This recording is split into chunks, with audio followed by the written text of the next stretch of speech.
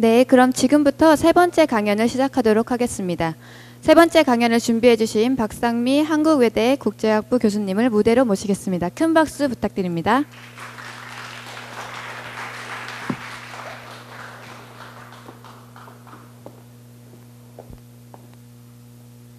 반갑습니다. 한국외대 국제학부 교수 박상미입니다. 인사드리겠습니다.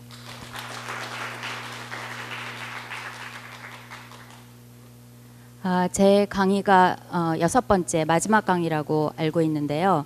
제가 여기 이 대기실에서 제 직전에 강연하시는 분의 강의를 끝부분을 보면서 점점 더 불안해졌습니다. 굉장히 열정적으로 그리고 여러 가지 그 중요한 메시지를 전달해 주시는 아주 그 효과적인 강의를 해 주셔서 누구든 그 뒤를 이어서 강의를 하는 사람은 굉장히 불리한 조건에서 시작한다는 걸 알고 있습니다. 그거 뭐 제 운명이고요. 이제 이 마지막 강의를 제가 여러분과 뭐 길지 않은 시간이지만 제가 중요하다고 생각하는 문제 그걸 좀 같이 생각을 해보고 뭔가 그래도 유용한 그런 시간이 되도록 한번 힘써 보겠습니다. 저는 문화인류학을 전공했는데요. 그래서 한국외대 국제학부에서 문화 관련, 문화유산 관련 강의를 하고 있습니다. 그리고 학교 밖에서는 문화재청의 문화재위원으로 세계유산 그리고 무형문화재 분과에서 활동하고 있습니다. 문화유산 분야를 이제 그 한 우물을 파면서 특히 국제적인 소통에 있어서 문화유산이 어떻게 소통의 창이 될 수 있고 또 문화유산을 매개로 해서 우리가 문화 간 이해를 좀 깊게 할 수 있고 좀 어떻게 보면 순진한 얘기인지 몰라도 서로 문화를 이해하고 그를 통해서 소통을 하면 조금 더 평화로운 세상이 되지 않을까 하는 그런 소박한 꿈을 가지고 제가 하는 일이 좋은 일이라는 그리고 좋은 일에 쓰일 수 있다는 그런 믿음을 가지고 일하고 살아왔습니다. 그래서 오늘은 제 그 해온 일들을 좀 예로 들어서 문화유산 그리고 문화 간 소통 그리고 그를 통한 국제협력과 궁극적으로는 평화를 바라는 그런 마음 그런 것들을 중심으로 해서 여러분과 나머지 시간을 한번 함께 하도록 해보겠습니다.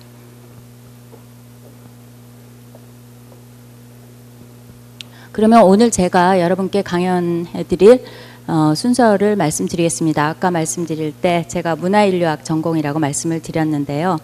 뭐 오늘 강의가 그렇게 딱딱한 교실 수업은 아니기 때문에 문화인류학에 대해서 아주 많은 말씀을 드리지는 않겠지만 그 남은 그 소제목의 그런 부분들에 있어서 좀 필요한 내용 중심으로 해서 간략히 문화인류학에서 중요하게 생각하는 가치는 무엇인지 그리고 문화인류학자들은 어떤 학문적 방법을 써서 연구를 하고 결론을 도출하는지 간략히 설명을 드리겠습니다. 그리고 바로 이제 우리가 국제협력, 국제적 소통에 관한 이야기를 이 자리에서 하고 있는데 그 요즘 우리가 글로벌리제이션이라는 얘기를 많이 하잖아요. 그래서 이 글로벌리제이션이 진행되고 있고 많이 진행되어 왔고 앞으로의 세상도 글로벌리제이션이라는 것을 떠나서는 생각할 수 없는 그런 환경에서 우리 그리고 우리 후속 세대가 계속 살아갈 것이라고 우리가 알고 있는데 거기서 문화유산은 어떤 함의를 지니는가 그 관련성에 대해서 또 잠시 말씀을 드리겠습니다. 그리고 이제 우리가 그것과 관련한 주제로 공적 원조에 있어서도 우리가 문화유산 분야의 그런 일이 많이 이루어지고 있습니다. 앞으로 더욱더 늘어날 것이라고 저는 생각하는데요. 그래서 문화유산 분야의 공적 원조는 지금 현재 어떻게 진행되고 있는지 그리고 제가 생각할 때 바람직한 방향은 어떤 것이라고 생각하는지에 대해서 예를 들어서 좀 말씀을 드리겠습니다. 그리고 바로 이제 제가 한국 내에서는 문화재청과 많은 일을 함께 해왔지만 이제 국제적으로 보면은 문화유산 사업은 UN 기구 중에서 이제 유네스코와 깊은 관련성 속에서 진행되어 왔고 유네스코가 문화유산뿐만 아니라 교육, 과학, 사회 뭐 여러 분야의 일을 해왔지만 가장 대중에게 친숙한 주제가 문화유산입니다. 유네스코의 가시성을 가장 높인 부분이 문화유산이라는 것은 거의 누구도 부정하지 않습니다. 그래서 유네스코의 그 인류 무형유산 보호 제도와 또 등재 시스템 이거에 대해서 잠시 말씀을 드리면서 하나의 예를 들어서 이제 제가 가장 좀 많이 관여해온 것이 한국의 그 김장 문화를 유네스코 등재하는 과정에 이제 참여를 해왔고 그 전과 후에도 다른 등재 사업에도 뭐 계속 참여를 해왔습니다만은 제가 음식 문화와 문화 정체성이 제 주요 연구 분야이기 때문에 이 김장 문화에 특히 애정을 가지고 해온 것이라 이 등재를 좀 예로 들어서 우리가 너무도 당연하게 생각하고 친숙하게 생각하는 우리 문화를 우리와는 문화적인 맥락이 다른 국제사회에 어떤 식으로 설명하고 어떤 식으로 공감대를 얻어내는가 하는 것에 대한 그런 한 예를 들어서 좀 말씀을 드리는 것으로 이 강연을 정리해 볼까 합니다. 아까 약속드린 대로 문화인류학 강의는 아니니까 한 페이지로 문화인류학의 주요 개념에 대해서 말씀을 드리면 문화라는 것은 이제 다 아시는 바와 같이 굉장히 넓게 그렇게 정의를 했죠. 그래서 물질, 제도, 이념 이런 것들을 모두 총괄하는 그런 총체적인 개념으로서의 문화를 이제 여기서 말하는 것이고 유네스코에서 문화유산, 특히 무형문화유산 얘기를 할 때는 이런 문화인류학적 개념의 그런 문화를 얘기를 합니다. 사실 이 자리에 계신 많은 분들께서 문화, 소통, 그리고 국제협력, 공공외교 이 부분에 대해서 많은 배경 지식을 이미 가지고 계시고 또 경험도 가지고 계시고 깊은 식견을 가지고 계신 분이 많다고 알고 있습니다.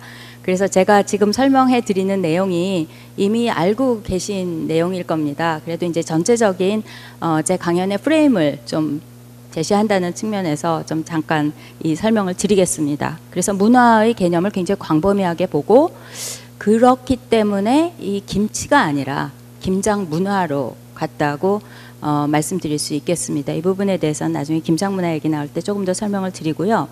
그리고 기본적으로 이제 문화 상대주의를 가지고 있죠. 그래서 자기 민족, 자기 문화 중심주의가 아닌 문화 상대주의적인 그런 시각을 가지고 문화유산 사업도 하고 그리고 이제 유네스코의 전반적인 문화 관련 사업의 철학입니다. 근데 이게 이제 우리 문화유산은 굉장히 다른 나라도 물론 그런 경향이 있습니다만 우리나라 사람들도 특히 그 우리 문화에 대한 자부심이 강한 나머지 굉장히 문화 민족주의적인 그런 태도를 가지는 경우가 많습니다. 그래서 우리 것이 등재가 되어야 한다. 어떻게 하면 될 수 있을까? 다른 문화보다 우수하다는 걸 어떻게 보여줄까? 이런 생각과 말씀을 많이 하시는데 물론 그런 애정이 있다는 건 굉장히 좋지만은요. 유네스코 사업에서 그런 것은 오히려 마이너스 요소가 된다는 겁니다. 그래서 다른 문화들과 다양한 그런 인류 문화의 다양성을 보여주면서 다 같이 이렇게 서로 존중하고 다 같이 서로 융성하게 해주는 그런 태도가 기본이 되는 것입니다. 그리고 이제 총체적 접근이라고 말씀을 드렸는데 문화를 별개의 것으로 각각의 부분으로 떼어서 보는 것이 아니라 문화를 전체로서 이해하는 그런 것이 되겠습니다. 그리고 이제 이 문화인류학에서 최근에 대부분의 저를 포함한 대부분의 문화인류학자들이 굉장히 전지구화와 더불어서 굉장히 궁금해하는 것 중에 하나는 이 글로벌리제이션이 계속 진행되면 문화 다양성은 어떻게 될까? 문화가 우리가 이제 정말 그 국제적인 소통도 빨라지고 또 기술도 발전하고 그러면은 이제 문화가 다 비슷해지지 않을까? 문화의 동질성이 이제 생겨나지 않을까? 다양성은 소멸하지 않을까? 그런 질문을 해보는데요. 이 맥락에 있어서도 문화유산, 무형문화유산은 굉장히 그 중요한 우리에게 답을 준다고 생각을 합니다. 저희가 이제 문화인류학자들이 연구 방법은요, 한마디로만 말씀드리자면 현지 조사입니다. 제가 이 슬라이드 다음부터는 사진인데요.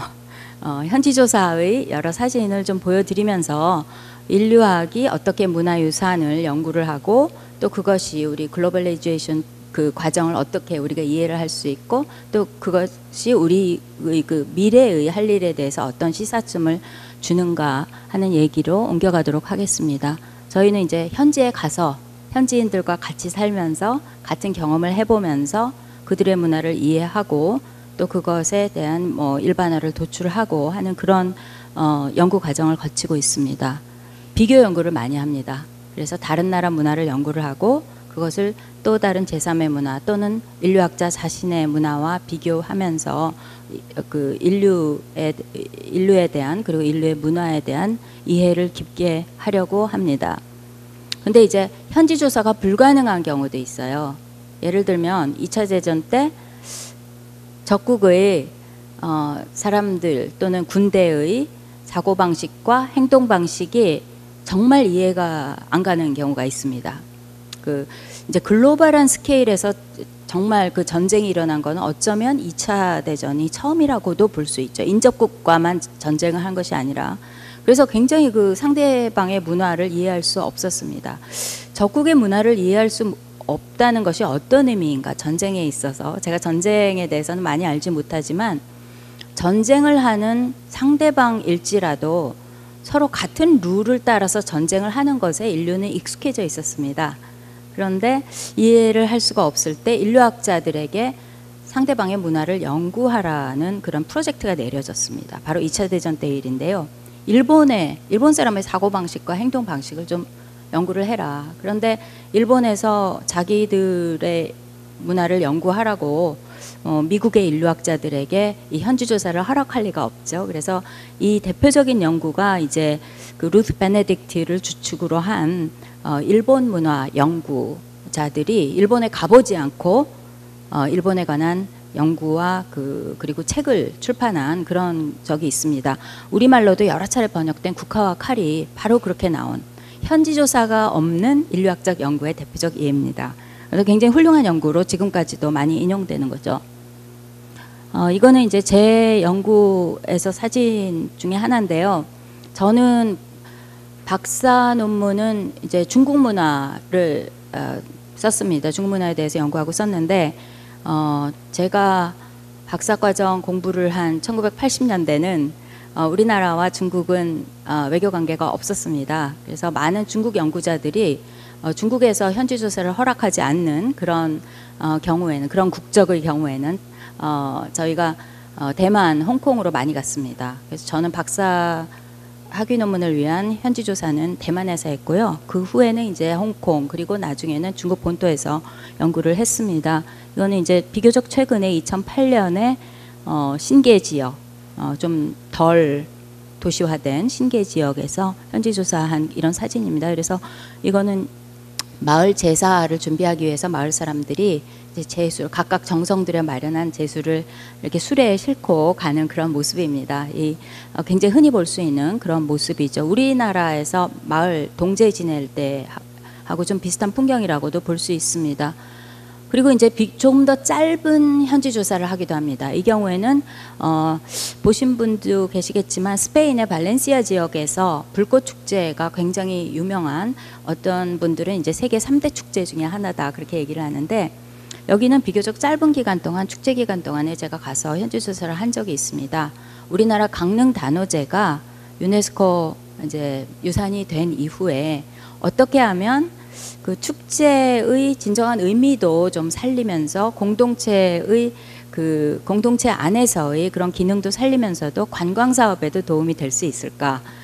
정말 그건 굉장히 어려운 숙제죠. 진정성을 훼손하지 않으면서 관광 사업을 이제 증진한다는 게 쉽지 않은데 바로 이 발렌시아 지역은 좀 성공했다고 알려져 있습니다. 그래서 가서 이런 비교적 짧은 기간에 현지 조사를 한 적이 있습니다.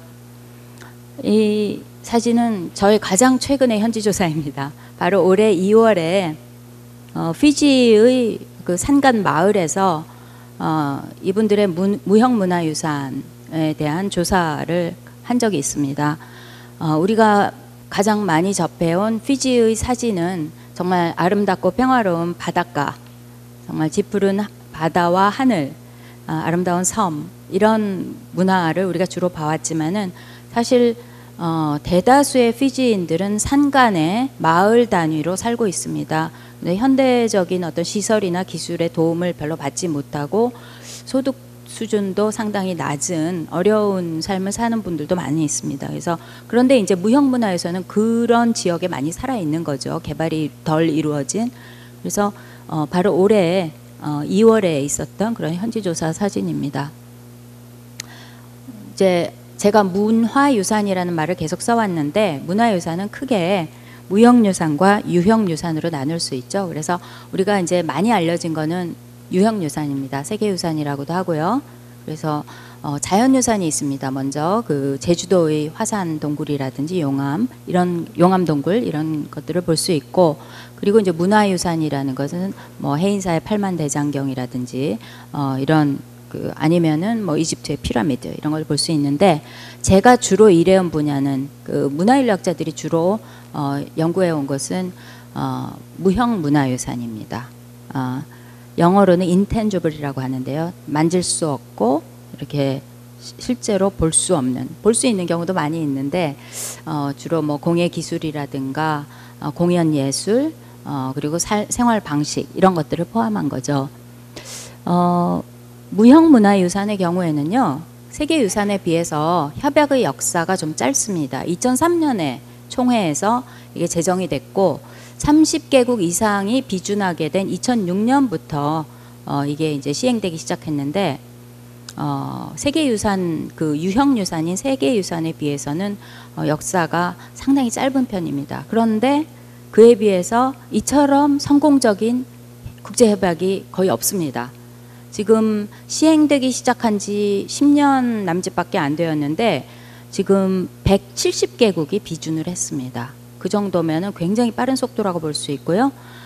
그래서 이제 이 국제 협약을 기반으로 해서 지금 유네스코의 무형유산 보호 사업이 시행되고 있고, 우리가 많이 알고 있는 그 등재 제도, 목록 등재 제도는 전체적인 보호 사업 중의 일부입니다. 우리나라는 이 부분에 있어서, 이 무형유산 분야에 있어서 굉장히 그 열의를 가지고 많은 일을 해온 국가들 중에 하나입니다. 먼저 이제 무형유산 우리가 다 알고 계시지만 무형유산의 종류를 한번 뭐 빠릴리 몇 장의 사진을 보여드리면서 말씀드리겠습니다. 이게 바로 2001년 맨 처음 유네스코 인류 무형유산이 된 종묘제례와 제례악입니다. 조금 이따 말씀을 드리겠지만 과연 우리가 어떤 유산이 우리를 대표한다고 할 것인가 라는데 국민적 합의를 도출하는 건 쉽지 않습니다. 이걸 보면서 왜 저것이 가장 처음으로 우리나라 대표주자 무형유산으로 유네스코에 신청서가 제출되었던가 하는 것에 대해서 100% 찬성할 수는 없습니다. 어떤 분들은 저것이 오늘날의 나의 삶과 무슨 상관이 있을까? 아닌 것 같다는 느낌을 가지실 수도 있습니다. 하여튼 그런 어떤 담론이 활발하게 일어날 때, 그리고 거기서 답이 이끌어질 때 저는 그게 가장 효과적이고 어떻게 보면 가장 좋은 그런 국민적인 합의 도출이라고 생각이 되고, 그런 과정을 거쳐서 유네스코에 신청이 돼야 된다고 생각하는데, 뭐 많은 경우에 우리나라의 문화유산 행정은 국가 주도인 경우가 많았죠. 그걸 부러워하는 나라들도 있습니다. 그렇게 국가가 나서서 적극적으로 재정적 지원을 하면서 또 법제화 시키면서 무형유산을 보호했으니까 한국이 그렇게 축약된 그런 빠른 경제 발전, 산업화, 도시화에도 불구하고 무형유산이 살아있다. 그렇게 해서 그런 방식을 또 부러워하는 국가들도 의외로 많습니다. 우리는 굉장히 관주도의 문화재 행정에 대해서 반성만 하는데 또 다른 시각을 가진 국가들도 많고, 우리나라에서 계속 이 시행해온 소위 말하는 그 인간문화재 제도를 도입한 국가들이 꽤 됩니다. 그래서 저도 이제 그런 관련해서 나중에 보여드리겠지만 ODA 사업으로 해서 다른 나라의 한국의 인간문화재 제도와 흡사한 그런 법제화 과정에 참여한 적이 있습니다. 강릉 단오제 2005년에 우리나라 무형유산으로서 유네스코에 또 등재가 됐었죠. 이건 축제로서 등재가 된 겁니다. 궁중요리 보여드리는 이유는, 궁중요리는 제출했다가 안 됐습니다. 안 된 이유는 살아있는 무형유산이라는 것을 충분히 설득력 있게 제시하지 못했습니다. 그래서 무형유산의 가장 중요한, 가치 중에 하나는 오늘날 현대사회에 살아있어야 됩니다. 그래서 과거의 것을 발굴해서 복원해서 제출하는 것은 10중 8구 긍정적인 평가를 받지 못합니다. 그래서 이게 충분히 살아있다, 공동체가 있다, 오늘날 현대의 삶 속에 기능과 의미가 있다는 것을 보여주지 못했고, 궁중놀이가 이제 그 자료 보완, 말하자면 떨어진 건데요. 자료 보완 판정을 받고 난 다음에 이제 회의가 있었습니다. 문화청에서 다른 부서의 외교부도 오시고 이렇게 해서 저도 참여를 했는데, 이걸 다시 보완해서, 진짜 자료 보완이니까 자료를 보완해서 다시 낼 것인가. 근데 다시 낸다는 것은요, 우리나라에는 낼 만한 것이 너무 많기 때문에, 그리고 내고 싶은 그 국민적 수요가 많기 때문에 이걸 낸다는 건 다른 걸 못 낸다는 걸 의미하는 거거든요. 다른 게 밀린다는 걸 의미하는데, 우리가 굉장히 그 고민 여러 그 토론을 거쳐서 이거 안 내기로 했습니다. 대신 이걸로 갔습니다. 김장문화로 갔습니다. 그 이유는 김장문화는 정말 살아있고 대표성을 가지고 있다고, 그리고 이것을 그런 특성들을 제시하기에 훨씬 더 유리한 그 종목이라고 생각했기 때문이고요. 김치였습니다. 맨 처음에는 김치였는데, 그때 김치로 내지 않은 이유는 가장 이제 직접적인 이유는 음식 아이템을 내면은 굉장히 불리합니다. 그 이유는 그걸 이제 상업화에, 유네스코의 이름을 상업화에 사용할지 모른다는 우려가 있기 때문에 유네스코에서 거기에 대해서는 굉장히 극도로 민감합니다. 그래서 이제 그것을, 김치라는 것을 포함한 하나의 인류학적인 총체적인 문화 개념으로 뭐가 있을까? 그래서 여러 사람이 고민을 하다가 이 김장을 하는, 그러니까 한국의 생태적인 조건, 환경적 조건에 맞으면서 또 한국인들의 삶의 지혜, 축적된 문화를 보여줄 수 있는 것, 그리고 김장이라는 것이 자기 부엌에서 혼자 하는 것보다는 여러 사람이 도와가면서 넉넉한 인심을 보여주면서 하는 것, 이런 여러 가지 의미가 있기 때문에 김장 문화로 나가는 것이 굉장히 좋을 것 같다. 그리고 거기에 우리 문화와 사회에 대해서 할 이야기가 많은 것 같다. 그런 결론에 도달했기 때문에 김장 문화로 갔고요. 그리고 이제 이 영어로도 어떻게 표현할까 하다가 김장하고 making and sharing 김치로 했습니다. 그래서 이게 몇 단어 안 되지만 우리가 하고 싶은 얘기입니다. making 하는 것도 하고 싶은 얘기고 sharing 하는 것도 하고 싶은 거고요. 그래서 이렇게 갔습니다. 어떤 분들은 이제 여기서 이게 오늘날 우리나라의 그 한글 영어 표기, 알파벳 표기와 맞지 않습니다. 그것도 이제 굉장히 고민을 많이 했고, 아마 이 자리에도 이 반대하는 분들도 꽤 계실지도 모른다고 생각이 되는데, 우리가 이제 그 상업적 가능성 같은 거는 물론 다 배제하지만, 그래도 세계에 알려진 김치와 같은 걸 우리가 얘기하고 있다 하는 걸 좀 나타내고 싶었어요. 그러다 보니 K로 시작하는 KIMCHI라는 김치 스펠링을 절대로 포기하기가 어려웠습니다. 그래서 이렇게 갔는데, 이제 그 지금 현재 우리나라에서 쓰이고 있는 시스템하고는 좀 다른 거죠. 여기서 잠깐 문화유산과 글로벌리제이션 관계를 잠시 보겠습니다. 문화유산은 사실 문화적 다양성을 보여주는 것인데, 그리고 각 지역에 살고 있는 사람들의 과거와 현재와 미래를 이어주는 것인데, 이것이 특히 글로벌리제이션과의 연계성 속에서 어떤 의미를 가지는가, 가장 중요한 것 중에 하나는요, 이제 글로벌리제이션이 진행이 되면 국경의 의미가 좀 약화되면서 국경을 넘어서는 문화적, 사회적, 경제적, 정치적 그런 소통이 더 잦아지고 더 스케일에 있어서도 커진다. 이게 이제 학자들이 보통 얘기하는 그 글로벌리제이션의 최소한의 정의인데요. 여기서 이제 국제 협력이 왜 필요하냐면은, 사실 지금 오늘날 우리 땅에 있는 어떤 문화유산이 유형이든 무형이든 그것이 반드시 우리 선조들이 만든 게 아닐 수 있습니다. 인류는 항상 이동했습니다. 그래서 찬란한 문화유산을 만들어 놓고 그 문명을 가졌던 사람들이 소위 말해서 멸망을 할 수도 있는 거고요. 다른 지역으로 옮겨갈 수도 있습니다. 다른 종교를 가졌던 사람들이 훌륭한 사원을 건축해 놓고 다른 지역으로 갔을 수 있습니다. 오늘날을 살아가는 그 지역의 사람들에게는 이교도의 유산입니다. 이런 경우 참 많습니다. 그래서 자기 종교와 다르다는 이유로 정말 훌륭한 불상을 폭파시켜 버린다든지 이런 비극도 일어났습니다.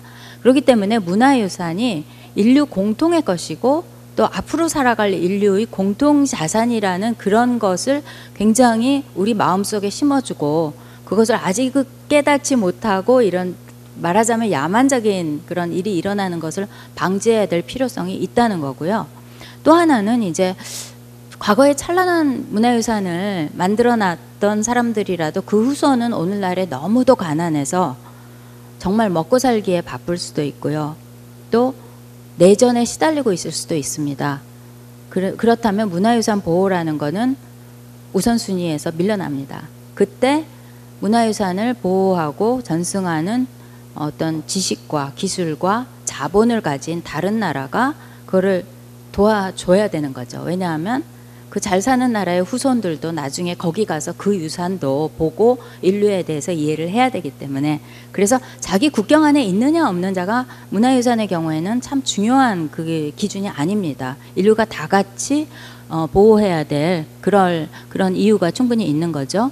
그리고 이제 인류 전체로 봤을 때는 문화유산이 이렇게 보호되지 않고 사라져 버린다면은 인류 전체의 문화 다양성이 소멸되는 거죠. 우리는 다양한 것을 가지고 있어야 인류의 미래에도 어떻게 살아가야 할지에 대한 답을 찾을 수가 있겠죠. 그래서 생물학적 다양성도 중요하지만 문화적 다양성도 그에 못지않게 굉장히 중요한 인류의 자산이라고 할 수 있고요. 이런 과정에서 또 문화유산과 글로벌리제이션이 또 어떻게 또 연결이 되냐면은, 우리가 문화유산 중에도요, 오늘날 그 기준으로 보면 좀 받아들이기 어려운 것도 많습니다. 예를 들면 종교적인 의식에 사람을 희생하는 의식이 있었습니다. 그 경우에 이제 어떻게 이걸 받아들일지, 또는 굉장히 극심한 그 양성평등에 위배되는 그런 전통도 있고, 노예제에 기반한 것도 있고요. 굉장히 그런 것들이 많습니다. 그것을 현대사회에서 어떻게 현대사회에서 소통하는데 이런 문화유산들이 이제 있다는 사실, 그리고 그것을 과연 어떻게 받아들여야 하고 이해해야 하는지에 대한 질문을 우리에게 던져주는 거고요. 이 기준은 나라마다 다릅니다. 그래서 문화적 그 소통을 하는 데 있어서 글로벌 스탠다드가 뭐냐, 오늘날의 글로벌 스탠다드가 무엇인지에 대해서 우리가 끊임없이 고민하고 답을 찾아가는 중이라고 할 수 있겠고요. 그 글로벌 스탠다드는 시간이 지남에 따라 또 변화할 거라고 생각이 됩니다. 제가 예를 여기다 두 가지 예를 들었는데, 우리나라 강릉 단오제는 참 재미있고 훌륭한 축제죠.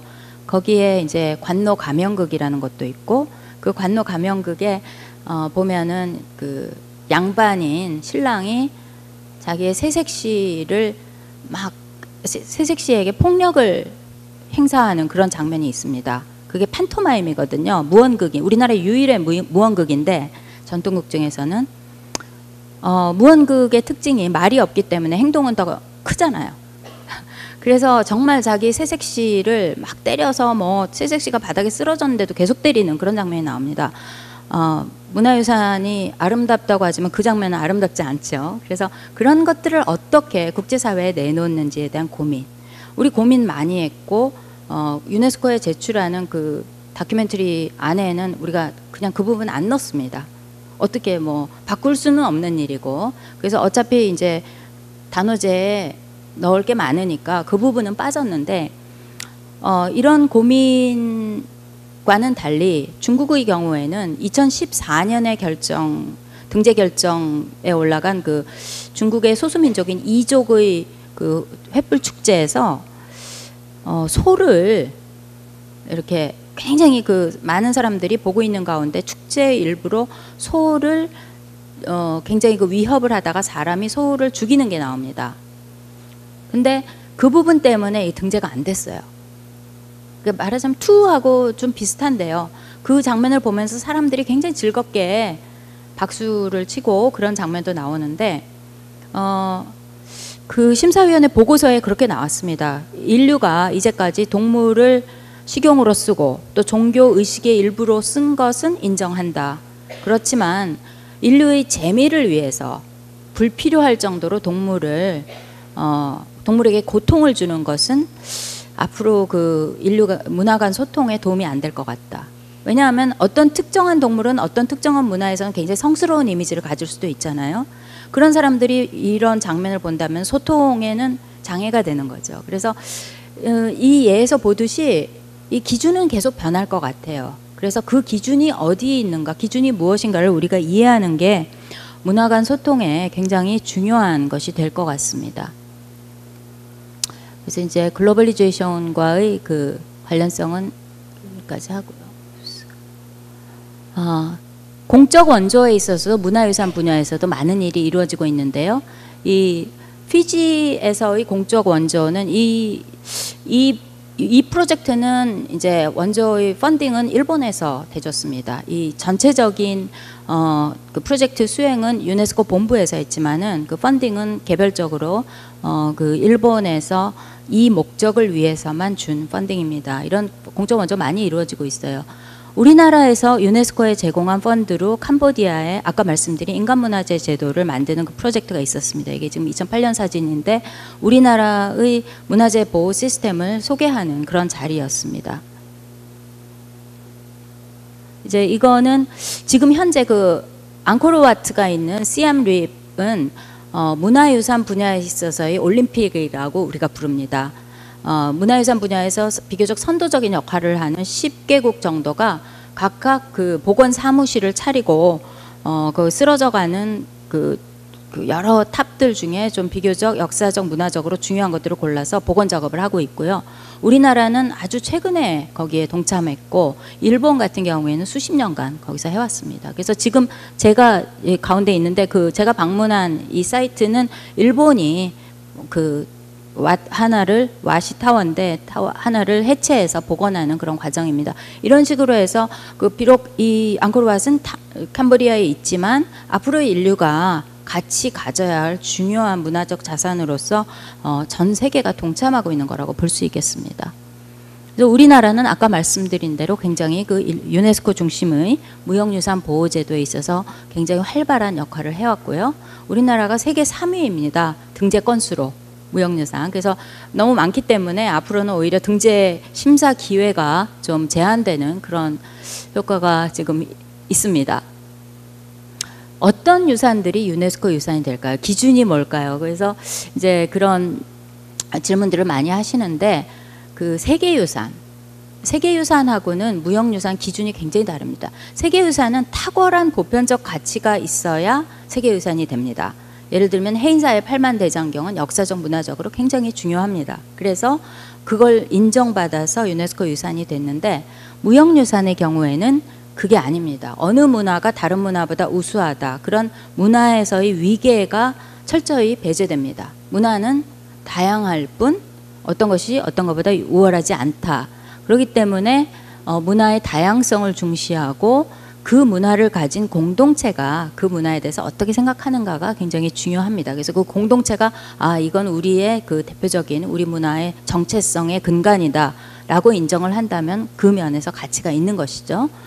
그리고 이제 문화는 변화하는 것이다. 문화가 그대로 이렇게 보존되는 것이 아니라 전승되고 현대사회에 살아있으려면 현대사회에 맞게 변형돼 가는 건 당연한 것이라고 생각을 합니다. 근데 이제 유네스코 목록 제도라는 것이 사실 문제도 많습니다. 국가 간에 뭐 경쟁을 하고 서로 자기 유산을 등재시키려고 하고 그리고 문화 간의 위계가 없다는 말하고 등재해서 뭐 등재가 되기도 하고 탈락하기도 하는 거하고 좀 모순적이죠, 사실. 그래서 문제가 많은데 특히 인류학자가 보기에는 문제가 많은데 그럼에도 불구하고 무형문화유산의 그 중요성 그거를 부각시키는 데는 사실 등재제도만한 게 없습니다. 그래서 국가 간에 굉장히 그거를 중요한 걸로 생각하고 서로 또 경쟁적으로 신청하고 또 등재의 뉴스가 전해지고 하면은 사람들로 하여금 무형유산이라는 것에 대해서 다시 생각하게 하는 그런 긍정적 효과가 있습니다. 우리나라에서 2013년에 김장문화가 등재가 됐을 때 사람들이 저런 것도 문화유산이구나. 그리고 김장을 한다는 게 이렇게 힘겨운 노동일 뿐만 아니라 그리고 현대사회에서는 이제 사라져야 할 것이 아니라 저런 게 있었구나. 가족 간의 유대감이라든지 공동체 간의 상호 부조, 공동체 내에서의 상호 부조 같은 것이 있구나 하는 그런 것을 다시금 좀 생각해 보게 하는 그런 계기가 된다는 겁니다. 그리고 이제 비서구 국가들에 대한 배려가 중시되고, 그리고 이제 그런 여러 가지 면에서 뭐 시행 과정에서 문제점도 있지만 굉장히 그 중요했다는 거죠. 그래서 아까 공동체 말씀드렸고, 어떤 무형문화유산이 인류 문화의 다양성, 인간의 창의성 이런 것들을 잘 보여주고, 그리고 이제 우리의 보편적인 어떤 철학 있죠. 인권이나 그런 것에 반하지 않는 그런 여러 가지 기준을 충족시키면 유네스코 유산이 되는 거죠. 그래서 김장 문화가 아마 우리 그 사회에 있어서 굉장히 그 중요한 거다. 비록 내가 올해 김장을 대규모로 하지는 않았더라도 뭐 같은 값이면 집에서 담근 김치가 좋다고 생각한다든지, 아니면은 나는 안 했더라도 나의 친정에서 좀 얻어와서 같이 나눠 먹는다든지 그런 정도의 의미, 또는 지금은 못하고 있지만 상황이 되고 조건이 되면 언젠가 나도 해보겠다는 생각만이라도 가지고 있으면 이게 전체적인 문화 정체성 속에서 의미가 있다고 보는 거거든요. 그래서 이제 그런 것을 토대로 해서 우리가 김장 문화를 신청하기로 했습니다. 그래서 이제 이 부분은 이제 또 넘어가고, 현대 사회에서 그 고층 아파트 같은 데서도 우리가 김장을 하죠. 바로 이런 것들이 살아있다는 증거죠. 우리가 꾸민 게 아니라 어떤 뭐 민속촌에서 한복을 입고 김장을 하는 것만 보여주는 게 아니라 고층 아파트에서도 저렇게 거실로 나와서까지 김장을 해야 될 만큼 그 현대 사회에 살아있는 모습, 그리고 남녀노소가 이렇게 다 참여를 하는 모습, 그렇게 낯선 모습은 아니죠, 우리 가정에서. 그리고 이제 김장을 하는 날 가족들이 열심히 일한 사람들이 둘러앉아서 특별한 식사를 하는 그런 모습도 있고, 그리고 또 고향에 있는 부모님 댁에서 이미 결혼해서 분가한 형제들이 다 모여서 김장을 한 다음에 저녁을 먹고 이렇게 그 김치 냉장고용 플라스틱 통에다가 각각 나누어 가지고 각각 집으로 향하는 모습, 그런 것들이 현대 사회에서 김장이 살아있는 모습이라고 할 수 있겠습니다. 그래서 이웃들도 또 날짜를 서로 달리해가며 서로 집집마다 돌아가며 김장을 하는 그런, 그래서 여성들의 품앗이 네트워크다, 그런 설명을 했고, 이거는 이제 김장 이벤트죠. 이건 굉장히 자랑스러운 모습이잖아요. 제가 뭐 세계의 뭐 모든 나라 또는 많은 나라를 알지 못하지만 저는 이렇게 누구에게 주기 위해서 이렇게 대규모로 음식을 만드는 거를 다른 나라에서는 전 못 봤습니다. 뭐 인류학자인 저는 못 봤고, 그런데 이제 혹시 있을지 모르지만 이건 굉장히 의미 있고 정말 자랑스러운 그런 모습이라고 생각을 합니다. 이것이 또 김장의 의미 중에 하나라고 생각을 하고요. 그리고 이제 유네스코에서 생각하는 문화라는 것은 결국은 평화를 향한 것입니다. 그래서 문화라는 것이 닫혀 있고 우리만의 독특한 유일한 우월한 이런 것을 굉장히 배제를 합니다. 그래서 김장이라는 것이 한국 사람만 김장을 할 수 있고 한국 사람의 피가 흘러서 김장을 하고 뭐 이런 식의 이제 수사는 굉장히 그 철학에 반하는 것이죠. 오히려 유연하고 열려 있고 이렇게 김장 봉사에 참여해 보는 경험이, 이게 지금 제 학생들인데, 외대 학생들인데 이렇게 김장 봉사에 늦가을에 참여를 하면서 한국 사회의 문화를 배우는 거예요. 그래서 이것이 굉장히 유연하고 열려 있는 그런 문화라는 것을 보여주기 위해서 이 사진을 포함을 했었습니다. 그래서 이제 이거를 하면서 저 개인적으로는 뭐 어려움이 없는 일이 없겠지만 우리 국내적인 그 유네스코 등재의 이해와 그 수요, 그런 게 사실 국제적인 거하고 좀 다른 면이 많이 있습니다. 그래서 신청서 내에서 국제적으로 이렇게 제출할 때는 굉장히 그 문화 상대주의적인, 그리고 문화 다양성, 인류 창의성을 강조하는 데 비해서 또 국내적으로 그 좀 지지를 받는 과정에서는 김치가 얼마나 정말 우리에게 중요한 것이고 김장이 얼마나 우리 역사 속에서 그 지혜를 모아서 만들어져 온 그런 문화인가 하는 것을 그 공감대를 얻는 작업이 필요했는데, 그 국내적, 국외적 그런 요소가 조금 좀 다른 경우도 있었고, 대외적으로도 이제 우리 아까 말씀드린 대로 우리 문화유산이 많이 지금 등재가 됐기 때문에 거기에 덧붙여서 또 김장 문화를 알리고 또 등재하는데 쉽지 않은 점이 물론 있었습니다. 그래서 마지막으로 이제 정리를 하자면 우리가 이제 문화유산이라는 것도 다른 문화의 영역과 마찬가지로 국제적인 소통의 창이 되고 창구가 되고, 또 그것을 통해서 상호 간의 이해를 하는 것이 결국은 우리가 오늘날 너무 많이 가슴 아프게 지켜보는 그런 국제적인 그 충돌과 비극을 조금이라도 줄이는데 그래도 도움이 되지 않을까. 정말 어디서부터 해답을 찾아야 될지 모르지만 문화 간의 이해를 조금이라도 더 하고 상대방의 문화의 가치를 충분히 인정하는 것, 그리고 공존하는 것이 결국은 도움이 될 거라는 믿음을 가지고 있습니다. 그래서 문화유산에 있어서도 그런 그 긍정적인 효과를 우리가 가질 수 있다고 저는 믿고 있습니다. 그래서 이런 과정을 통해서 우리가 문화 간의 어떤 그 위계적인 사고를 조금이라도 이제 거기서 벗어나서 다양성과 공존이라는 그런 쪽으로 우리가 다시 깨달을 수 있다면, 이게 사실 국제적인 활동이지만 우리 국내에서 우리가 스스로 성찰하고 깨달아가는 것이 굉장히 중요하다고 생각이 되고요. 그리고 이제 우리가 앞으로는 우리 유산을 한 건이라도 더 등재하자, 여기에 집중하기보다는 좀 등재 신청하기에 좀 어려운 상황에 있는 다른 나라의 문화유산을 등재하는데 원조도 해주고 같이 전문적인 지식과 기술과 그리고 재정적 지원도 해주면서 그래서 좀 함께 나가는, 그래서 좀 이 다음 단계, 등재 다음 단계인 좀 성숙한 그런 우리가 도움이 되는 그런 나라가 됐으면 좋겠습니다. 그래서 제가 조금 좀 황급히 정리를 한 측면이 있지만, 제가 이제까지 그 일해온 그 경험과 함께 또 제가 평소에 또 일하면서 생각해온 그런 점들을 여러분과 함께 나누고, 여러분들께서 이제 문화유산 그리고 공공외교와의 관계 속에서 조금이라도 좀 유용한 그런 정보가 됐으면 좋겠습니다. 경청해 주셔서 감사하고요. 이제 질문 혹시 계시면 좀 받겠습니다. 감사합니다.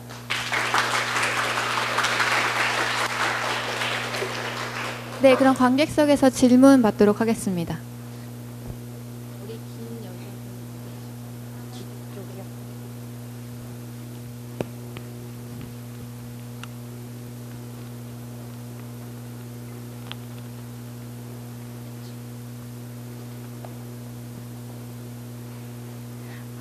제가 질문드리고 싶은 내용은 유네스코가 이렇게 등재된 문화재나 문화유산에서 상업적으로 활용되는 것을 극히 좋아하지 않는다고 이해를 했는데요.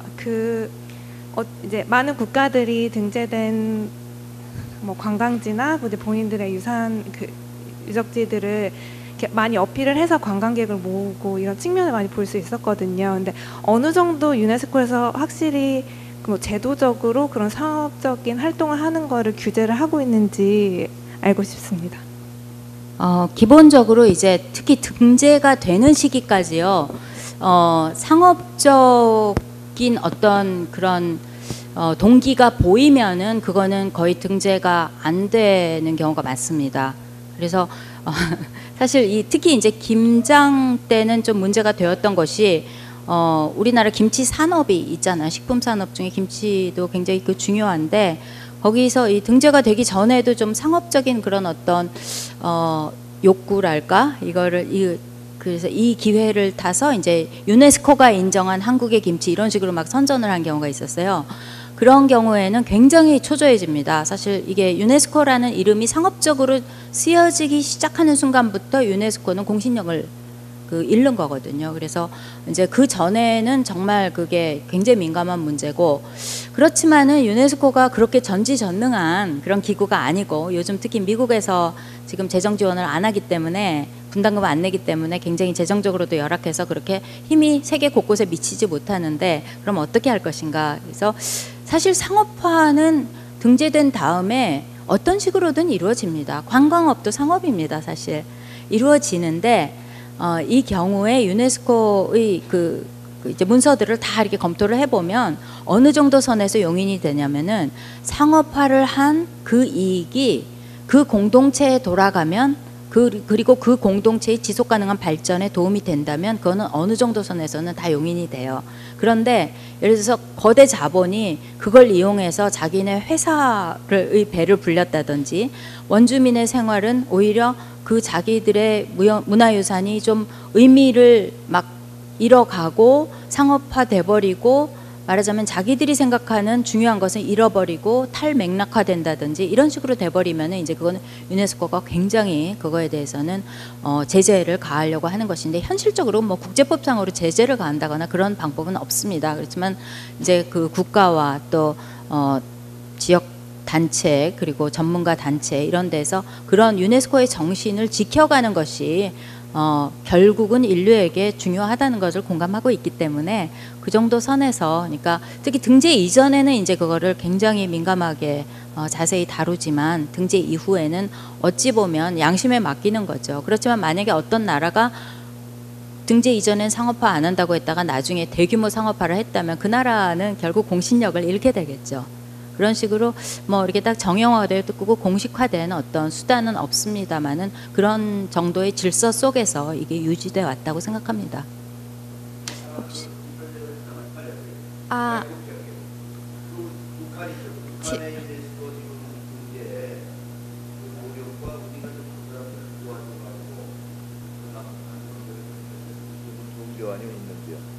네, 그 질문 답 드리겠습니다. 다음 순서가 있는 줄 저도 알고 있기 때문에 짧게 답을 드리겠습니다. 정말 문화유산이야말로 남북한 관계에서 비정치적으로 그리고 역사를 공유하는 우리 대상으로서 굉장히 협력 가능한 파트너고요. 그런데 저희가 일을 안 해온 게 아니라 사실 계속 일을 하고 있습니다. 준비는 다 하고 있는데 이게 상대방이 있는 그런 파트너가 있는 작업이기 때문에 그리고 우리가 알고 있지 않습니까? 그 북한의 바로 내일 어떻게 할지 예측이 불가능하기 때문에 우리가 항상 가지고 있고 언젠가 되리라고 생각은 하고 있는 종목도 있지만 그것이 언제 어떻게 될지는 저도 모릅니다. 그래서 네, 다시 한번 좋은 강연을 준비해 주신 박상미 교수님께 큰 박수 부탁드립니다.